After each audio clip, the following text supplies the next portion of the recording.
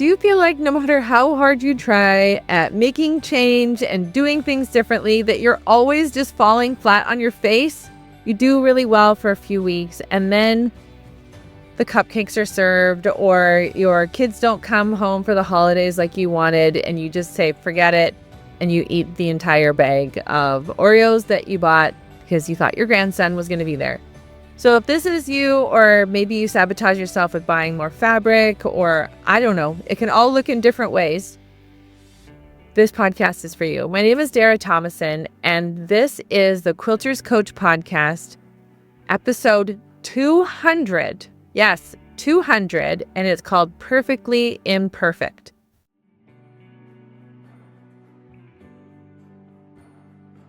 Now, this might be such a difficult podcast episode for you to listen to, and that is why I'm saying listen.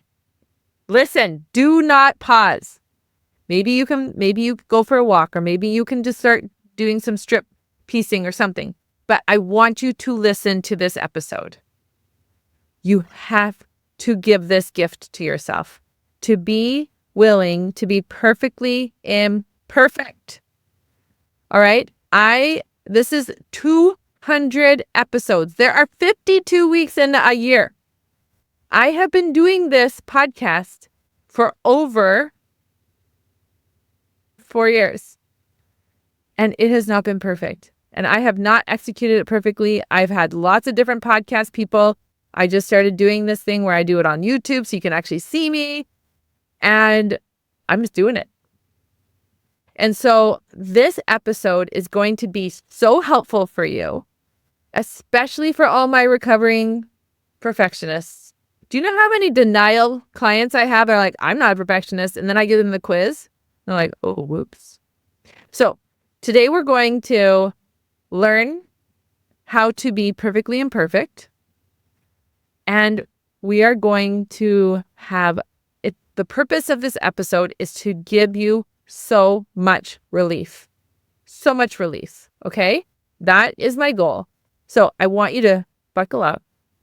I want you to commit to yourself. I'm going to be honest. I'm going to allow myself to have an honest conversation. Now, I'm very consistent. And then I have an amazing quote by Brianna Weist. We're going to do the quiz together, and then I'm going to have some stories to share, because we all learn from stories. And I love telling stories. So the win I want to share with you is actually just happened to me. I was on a consult with a lady. She has been following me for years. She watches me on my Instagram stories. She listens to my podcast.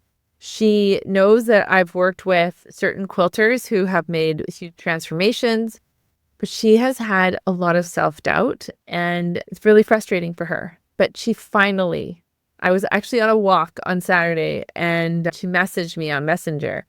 And so we started having this conversation. And I said, well, let's just have a conversation on Thursday. And she prepared herself all week, and she committed. And it's so exciting for her, understanding that it's not that she's not smart enough. It's not that she can't figure out calories. It's that she doesn't have the actual tools, emotional strategies to work through. I guess it sounds kind of fancy when I say emotional strategies, but like coping strategies. Instead of like opening and devouring the Oreos, or stopping in at Wendy's for a Frosty in between errands, she knows it's more than that, right? It's like, how do I cope when that person says that comment to me after pickleball? Or how do I stop replaying those conversations? And so I'm really excited for her to get started inside the membership. All right. So let's just do the quiz. And if you want to download the worksheet, it's there for you. But you could also go to my website, www.dara, D-A-R-A, Tomasson, Tomasson. And if you go to the actual website, there is the quiz there. And you can take it online, and then it will actually calculate your results and send those results to you. So the first question is, there is no room for mistakes. So 1 is like, that's not me at all. Or 10 is, that totally describes me. 5 is like, yeah, some like 50. Okay. The next question, you have a very specific manner in which things should be done. So 10 is yes, very specific. There's no in between. 1 is like, no. 5 is you have an all or nothing approach. It's either you do everything well or you don't do it at all. There's everything in between is a no-go. So if that describes you to a T, that's a 10. If that describes you like 80% of the time, that's an 8. Okay? Number 4, it's all about the end result. You don't care what happens in between or what it takes to achieve the goal. You just want to ensure that the end result is attained. Otherwise, you'd feel annoyed or devastated. Now, this is the person that a typical, like, I don't care how I'm going to get that weight loss. If I have to eat cabbage soup or if I have to do total restriction for 2 weeks or whatever that is, that you would be a 10 for that. Okay, so this is question number 6 or 7. You have extremely high standards. At one point, you become held back by these standards as you procrastinate and stop working on your goals out of fear you can't reach them. Okay, how does that resonate? All right, next one. Success is never enough. Even when you achieve X, you want 2X. You are rarely content with the status quo and you keep wanting to see more and better things. So how often does that describe you? You don't even actually allow yourself the joy to take it in that you were so successful. You constantly spot mistakes when others don't see any. While this can simply mean that you're just very detail-oriented, perfectionists often spot mistakes, issues from a mile away. Sometimes they seem self-imagined. Okay, how often is that you? Okay, so you can go and check that out. And the link is actually also in here. Okay. All right. So let's go to this quote by Brianna Wiest. She said, "Everything in nature is imperfect, and it is because of that imperfection that growth is possible. If everything existed in uniformity, the gravity that created the stars and planets and everything that we know would not exist." So I was on a walk yesterday and I was listening to her book, The Mountain Is You. And it was very interesting to hear that because here I am walking in one of the most beautiful places. I remember when we first bought our house. Actually, we bought it 8 years ago yesterday. It was a Facebook memory. And we met up with my husband's coworker and his wife. And she said one of the best things about Nanaimo is Westwood Lake. And it's true. It is absolutely glorious. And actually, yesterday I found a $20 bill on the trail. That was kind of funny. But it is just so beautiful. I'm listening to her share this idea that everything in nature is imperfect. And I was like, what? It's beautiful here. It's amazing. It's glorious. It's like magical. And like the buds are coming out right now and you can hear the birds and the water is just so calm. And then sometimes when I get there, the moon is just like peeking behind the mountain and there's still some snow on the top of the mountain. It's magical and beautiful and amazing. So it seemed like such a contrast when she said, everything in nature is imperfect. And it is because of that imperfection that growth is possible. And one of the things that she said that I didn't put in this quote was she talked about how if we have fault lines, that's what creates the mountains. As a human, we are unbelievable. We have backup systems. We keep trying to reproduce bodies and the complexities and all that. We just can't. It really is amazing. And so I think about what does she mean about being imperfect? Then there's this section in the same book, and she's quoting Benjamin Hardy, who I am like a huge fan of. He said, "Most people cram for tests while in college, but can you cram if you're a farmer? Can you forget to plant in the spring, slack off all summer, and then work hard during the fall? Of course not. A farm is a natural system governed by principles. Then she quotes Stephen Covey, who says, principles are a natural law like gravity. It's different than a value. Values are subjective. Principles are objective. We control our actions, but the consequences that flow from these actions are controlled by principles. How does this have anything to do with perfection and people-pleasing? So Benjamin Hardy continues to say, the law of the harvest, he said, the law of harvest is always in effect. What you plant, you must harvest. Furthermore, what you plant consistently over time eventually yields a compounded or exponential harvest. You often don't experience the consequences of your actions immediately, which can be deceiving. If you smoked one cigarette, you probably won't get cancer. If you spent $10 on coffee just one day, it probably won't affect your financial life. However, over time, these habits have drastic outcomes. It turns out that $10 daily over 50 years at 5% compounded interest becomes $816,000. So when you make an investment, you don't expect to see a return that day. In the same way, you can go to sleep feeling accomplished, knowing that you chipped away at your future just by adhering to your principles. Little things done repeatedly and over time become big things. I wanted to talk about how I came to being the author of the 12-Step Perfectionist Recovery Program. And when I started teaching quilting, I would share with my students that I'm the president of the Perfectionist Recovery. And inevitably, I had all these women that would come up to me after my class and say, Dara, is that actually a real thing? Because I'm really struggling with perfectionism. And I don't make as much as I want to. I'm not as courageous as I want to. I don't play as much. I'm in paralysis analysis. I'm not enjoying myself as much as I used to. And so we kind of joke a little bit, but eventually when I became a life coach and I started coaching women one-on-one, and I had actual coping strategies and ways to work through problems and ways to free our brain and not to be afraid of growth and actually use failure as a tool. I took a week off of work, actually, and I wrote this book. And the thing that has happened since that time is I have created an incredible community that is actually very humbling for me every day. When I see women come to the call and I see them come and work through problems and they are finally not quitting on themselves.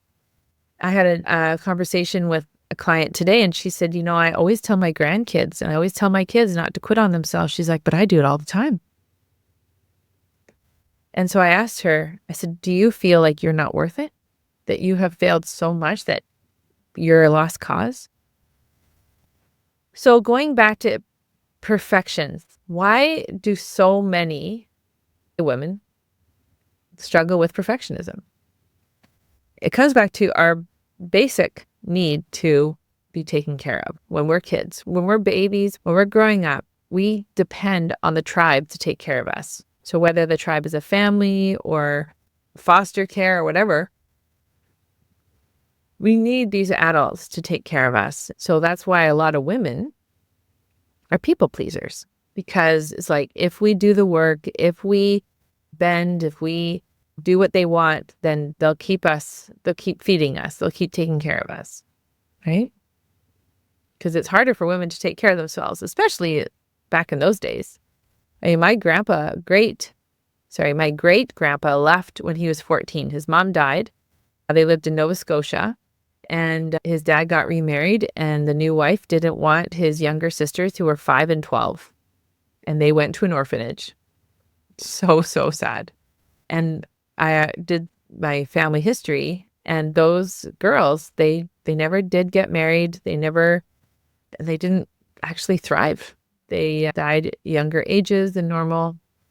And so my great-grandpa, he, 14 years old, took his bike, went to the World Trade Fair down in, I believe it was Cincinnati, and made his way on the trains. In fact, he like snuck on a train, and a bunch of hobos saved him because the train conductor was like, "Oh, you don't have a ticket." So these hobos, they got their money together and said, "Oh, I'll give the kid a break." And he worked his way across and settled in Claresholm, Alberta. But it was a little bit easier for guys to go and do crazy things like that. Whereas girls, it's not as safe, and we had not have the same potential for making money or whatever. There's all sorts of reasons. But so we actually needed to make sure that we kept the approval. We couldn't ruffle too many feathers. We couldn't do that because our safety we needed to get that approval. So perfectionism and procrastination, because if we procrastinate, we don't do the thing, then we don't get in trouble. Those are survival strategies. But we're now adults. We don't need that. However, 95% of our thought processes, our patterns are subconscious. So just like when we start learning to drive a car, our brain says, "Oh, I notice a pattern. I'm going to automate this pattern." Our brains are always wanting to save energy. So when it says, "Oh, I know what she's doing in the car, I'm going to help automate this." And it's funny, my daughter just got back from Tahiti. She was there for 18 months as a missionary. And the last 6 months, she didn't drive because her international driver's license was only for a year. And so this morning she drove, and it was kind of funny because she was like, "I haven't driven in a while." So it's like her brain's like, "Oh yeah, we have to remember these things." So we have these coping strategies that aren't effective. They're not helpful, but they just run on autopilot. And so when people work with me or a life coach, we start to rewire. When I say rewire, it's like we are actually going and exploring these negative habits, these negative like tripwires, and say, we don't want to do that anymore. That's not going to serve us. This isn't helpful. And then we create new healthy patterns. So as I thought about what do I really want to say, like, first of all, like this is a huge milestone for me. This is amazing that I have had 200 episodes. I have been showing up for just under 4 years, sharing with quilters different ways to change their brains. I have so many more stories to tell and transformations to share and strategies and techniques and ways to help you. It's amazing. There is no shortage of ways to change and to help. But I was like, what would be this celebration message? And it's doing things imperfectly.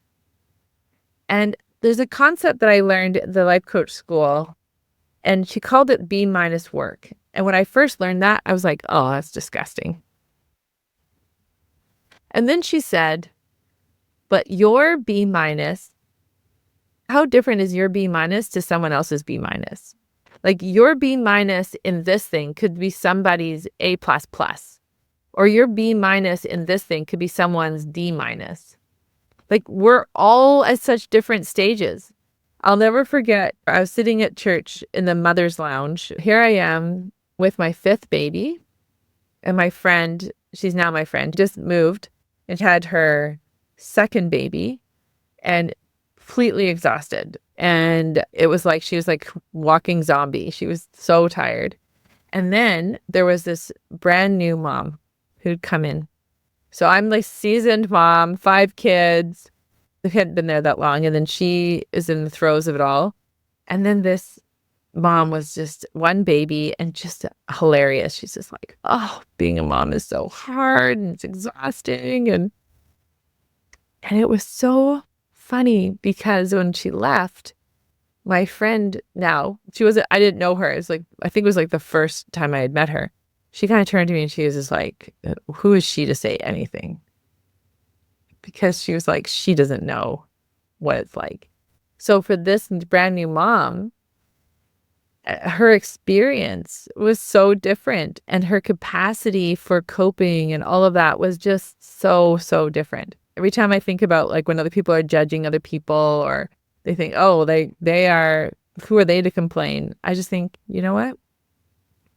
That first time mom, it was like she didn't know what hit her. And me, even with 5 kids, I just felt so much more calm because I'm like, I know what to do. I know what to do when a baby's like this. I know what to do when a baby's like that. I really want to just help you to see that if you really want to live a life that feels amazing and awesome, we got to let go of what we think perfect looks like. And we have to write the definition of perfect. I'm going to tell you another story. So there's a girl who I worked with 4 years ago. We were in this program together for learning how to sell life coaching. She's probably sold over $20 million worth of life coaching. And I was listening to her recently, and she's kind of a mess. It's been interesting because she kind of got on a treadmill of selling, and she was good at it. But what happened was it was a treadmill. And so she just had to go faster and faster and faster. And the next thing she knew, she was running at a pace that it was not sustainable for her. Because the way that she created money and the way that she set herself up was pressure. I got to do this. I got to build. I got to pay all this money for Facebook ads. I got to keep this up. It's like she could never just sit and be and enjoy and take it all in. And she had a breaking point, and she was traveling a lot, and she was doing all these speaking things. And she's basically in fetal position, and she's very open about this. And she was just like, I got myself so riled up. I kind of lost what it was all about. And it was interesting to hear her and her husband, they went away and they wrote their own definite definition of what does success look like. And it's been interesting for me to watch. I literally watched her make $1 million. She sold one program in 2 days, made $1 million. It's kind of, when I think about the way that I lost weight, I've lost weight with love, with compassion, with curiosity. And I remember committing to myself, and I said, I'm never going to lose weight from weighing food, from tracking, from negotiating. I'm never, ever going to do that again. And I remember just feeling so much fear, because that's the way you're supposed to lose weight, right? Wrong. But that's what I thought. And so I'm like, oh, am I allowed to do that? And so my story goes that I was like, okay, I'm going to be loving. I'm going to be curious. I'm going to weigh myself every day. I'm going to commit to no sugar and flour for 6 weeks. And I'm going to work through all those urges. And then I'm going to buy really nice food for myself and always make sure I have good food. And then after that, I'm going to have one joy eat a week, and it's no big deal. And if the scale goes up the next morning, I'm going to use the scale as a tool. And I just love myself, and I'm going to work this out. And so I did that, and I lost 30 pounds, and I was thrilled. And I got a photo shoot, and this girl was an amazing photographer, and I worked really hard to get my studio so beautiful. And I remember showing my husband one of the pictures. He still has that one picture as a screenshot. And he looked at me, he said, "You are so beautiful." And he showed all his coworkers. He was like, "Look at my wife. She is beautiful." And I believed it. I was like, I am beautiful. And I was thrilled. And I was 174 pounds. And I was thrilled because when I got married, I was 164. And I just felt so great. And then that was in May of 2019. And by Christmas of 2019, I weighed 148 pounds. And I was like, what is happening? How is that? I didn't even anticipate. I remember in November or something, and I was in the 160s, and I was like, what? I'm in the 160s, and then I was in the 150s. I was like, I never thought I would see 150 ever again. And then to get to like, every once in a while I dip down into the 140s and I'm just like, wow, this is wild stuff. But it wasn't like I was intending to lose that weight. And it wasn't like I even thought I needed to. But I was just in this way of like loving myself and committing to myself. And my body was like, actually, this is where we'd like to be. This is your healthy set point. And so if you are feeling like you're on this treadmill of how you think it's supposed to be perfect and how you think it's supposed to be, it's probably you're creating a lot of fear around whatever goal you're reaching. So whether it's weight loss or whether it's like becoming a quilting instructor or writing a book or being really good at quilting feathers or working through your UFOs or like not spending so much on fabric, whatever that goal is. So even the most beautiful nature, the way it got so beautiful was because of fault lines and because one season has to die for another season to be born. We'll just tell one more story. So as I mentioned, my daughter was gone for 18 months as a missionary. And she had so many different experiences. And I've been imagining for those 18 months that we'd go on our walk westward. And so I was so happy that I'm on this walk with her. And there's a couple that walks by and they have a baby girl, big pink toque she was wearing. And I just turned to them and I said, this is my baby girl. And I had so many different emotions. And one of them was the sadness of like mourning the loss of having that baby girl and never having another baby girl. There was a feeling of like regret and shame. Like there were some ways that I raised her that I feel like, oh, I wish I was more patient. I wish I was more this. I wish I was more that. I had kind of a wave of disappointment, but I was able to feel a lot of joy that I get to be a part of this girl's life. And I hope that as you listen to this podcast and as we're just sitting here talking together, that you can give yourself that same grace of, yeah, I did the best I could and perfectly imperfect. I really want you to stop thinking you have to do things a certain way and just start. And just like this woman that just joined my membership today, 4 years, she's been on the fence, is by letting herself be imperfect. So just like when we were, I don't know if you were a mom or not, but, you know, we did our best with what we had. And the same thing with me and my business. I'm doing the best I can with what I have. Am I a marketing genius? I'm getting there. Do the members in my membership feel love? I hope so. I sure tell them. You know, I do my best. And we just have to trust that that's going to be good enough. It is amazing for me to think that this is 200 episodes. And it's awesome to think about, what's my 400th episode going to be about? What's my 600th? What's my 800th episode? What kind of person am I going to be? 800 episodes. How much good in the world can I do? How many ripple effects? Do not ever limit yourself, my friends. And if you want those coping strategies to help you, go and press that button right now. Book a free call. Like I said, I don't know how much longer I can offer these free calls. I'm here to help you.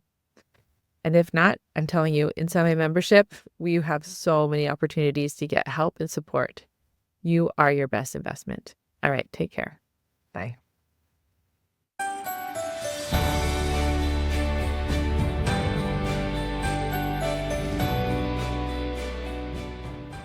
If you aren't loving your current life and hear yourself saying things like, I should be happier, I should be getting more done, or question how productive and fulfilled you are, this podcast is for you. I'm Dara Tomasson, professional quilter turned life coach for quilters, where I show you how to overcome obstacles like perfectionism, people pleasing, overeating, overcomplicating life, so that you can really start to enjoy your life by learning and using tools for your brain to help you transform your everyday living.